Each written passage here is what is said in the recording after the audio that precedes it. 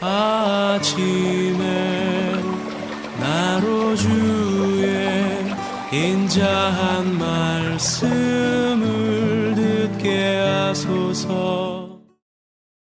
성도 여러분 안녕하세요. 월요일입니다. 오늘도 하나님의 사랑이 여러분들의 삶의 자리에 가득하기를 간절히 소망합니다. 말씀 한 국 봅니다. 베드로전서 1장 13절부터 25절까지의 말씀을 봉독해 드립니다. 그러므로 너희 마음의 허리를 동이고 근신하여 예수 그리스도께서 나타나실 때에 너희에게 가져다 주실 은혜를 온전히 바랄지어다. 너희가 순종하는 자식처럼 전에 알지 못할 때에 따르던 너희 사욕을 본받지 말고 오직 너희를 부르신 거룩한 이처럼 너희도 모든 행실에 거룩한 자가 되라. 기록되었을 때 내가 거룩하니 너희도 거룩할지어다 하셨느니라. 외모로 보지 않고 각 사람의 행위대로 심판하시는 이를 너희가 아버지라 부른즉 너희가 나그네로 있을 때를 두려움으로 지내라. 너희가 알거니와 너희 조상들이 물려준 헛된 행실에서 대속함을 받은 것은 은이나 금같이 없어질 것으로 된 것이 아니요 오직 흠없고 점없는 어린 양 같은 그리스도의 보배로운 피로 된 것이니라. 그는 창세 전부터 미리 알린 바 되신 이나 이 말세에 너희를 위하여 나타내신 바 되었으니 너희는 그를 죽은 자 가운데서 살리시고 영광을 주신 하나님을 그리스도로 말미암아 믿는 자니 너희 믿음과 소망이 하나님께 있게 하셨느니라. 너희가 진리를 순종함으로 너희 영혼을 깨끗하게 하여 거짓이 없이 형제를 사랑하기에 이르렀으니 마음으로 뜨겁게 서로 사랑하라.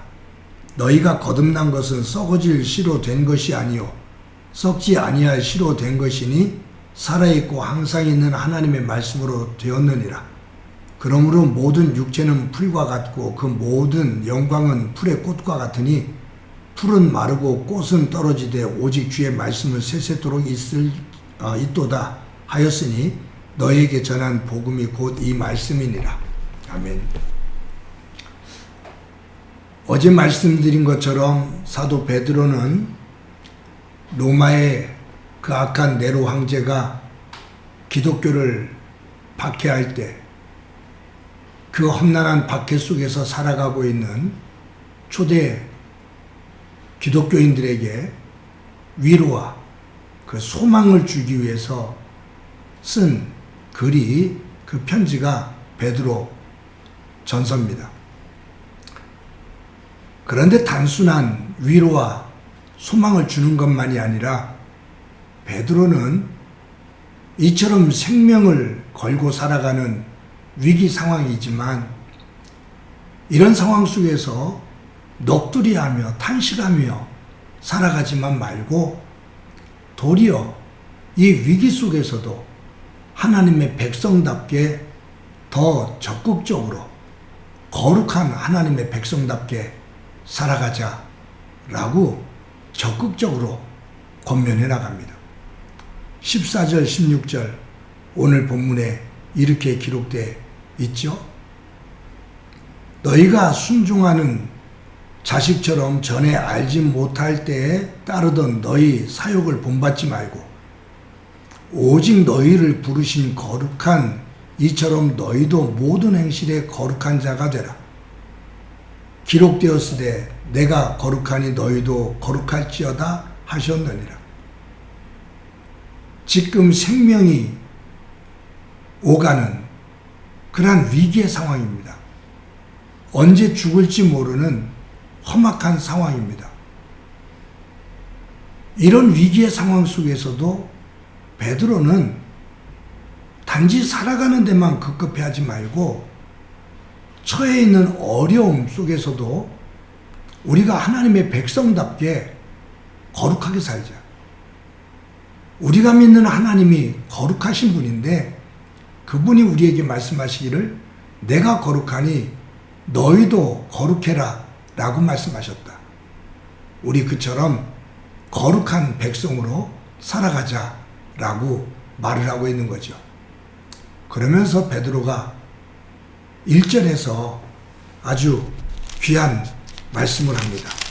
뭐냐 하면 13절이죠. 13절에 보면 그러므로 너희 마음의 허리를 동이고 근신하여 예수 그리스도께서 나타나실 때에 너희에게 가져다 주실 은혜를 온전히 바랄지어다.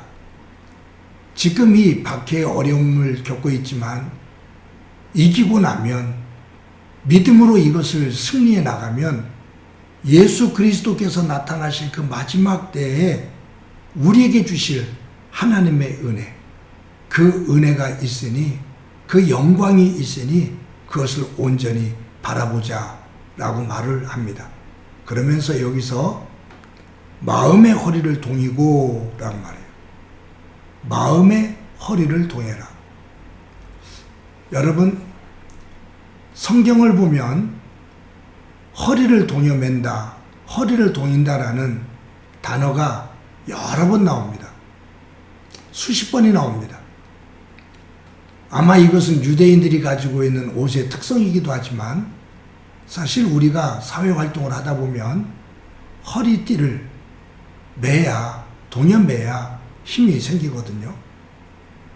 이렇게 어렵고 위기 상황에 있을 때 베드로는 우리의 마음에 허리를 동여라, 우리의 마음의 허리를 꽉 붙잡아 매라, 그 말이에요. 우리의 신체 구조를 한번 생각해 보면요, 우리 신체, 인체죠. 우리 몸 가운데 리자가 들어가는 것이 3개가 있어요. 머리, 허리, 다리입니다. 이제 그 우리 순수한 한글말인데 머리, 허리, 다리, 여기에는 리자가 공동적으로 들어가요. 머리는 하늘을 향해 있습니다.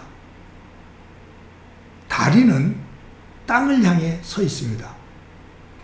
머리는 하늘을 닫고 있고 다리는 땅을 닫고 있습니다. 거기에 의미를 부여해 본다면 머리는 우리의 이상을 말합니다. 땅은 현실을 말합니다. 머리는 삶의 계획을 말할 수 있고 다리는 그 계획을 실천하는 자리에 있습니다. 그런데 이 이상과 현실, 계획과 실천, 이 사이를 묶어주는 것, 연결시켜줘서 하나가 되게 하는 것, 그것은 허리입니다. 그래서 이 허리에 힘이 없으면 생각은 아무리 많이 해도 다리와 연결되어서 그것을 연결시킬 수가 없어요. 머리로 아무리 좋은 생각을 해도 다리로 움직여서 그것을 행할 수 없다면 하나의 그냥 망상의 끝이고 말아요. 그래서 사람들이 생각하고 있는 것, 계획하고 있는 것, 그것을 실천하려면 다리가 움직여져야 되는데 이 머리와 다리를 하나로 엮어서 움직일 수 있는 동력을 주는 그 역할은 허리가 합니다. 그래서 무언가 일을 시작하려고 할 때 허리를 단단히 붙잡아 매라 라고 말하죠. 옷이 거치장스러우면 활동하기에 부자연스럽습니다. 그러면 옷을 하나하나 주워 묶어서 허리띠로 동여 맵니다. 간편한 모습으로 하는 거죠. 이런 모습을 어디에서 보면서 저는 자랐냐 하면 저희 어머니입니다. 어머니가 치마를 입고서 일을 하죠. 그러다가 부엌에 들어가던가 아니면 우물가, 수도가에 가서 일을 할 때는 어머니는 치마를 조금 당겨서 올리고서는 허리띠를 가지고 그 치마를 허리에서 질끈 동여맵니다. 그리고 설거지도 하고 다른 일들도 합니다. 허리를 동일 때 활동할 수 있는 거죠. 베드로는 이렇게 어렵고 박해가 심한 이 위기 속에서 하나님의 백성으로 거룩하게 살아가려면 이 어려움 속에서도 악을 본받지 않고 선을 본받아 하나님의 백성으로 영향력 있게 살아가려면 힘을 내야 되는데 우리의 마음의 허리를 단단하게 묶을 때 이것이 가능하다 그 말이에요. 마음이 풀어지면, 우리의 믿음의 마음이 풀어지면 조그만 걸림돌에도 그냥 넘어져서 헤매며 넋두리를 하게 되는데, 마음 단단히 먹고 허리를 동여매고 어려움 속에서도 어깨 늘어뜨리지 말고 하나님 백성답게 힘차게 살아가자.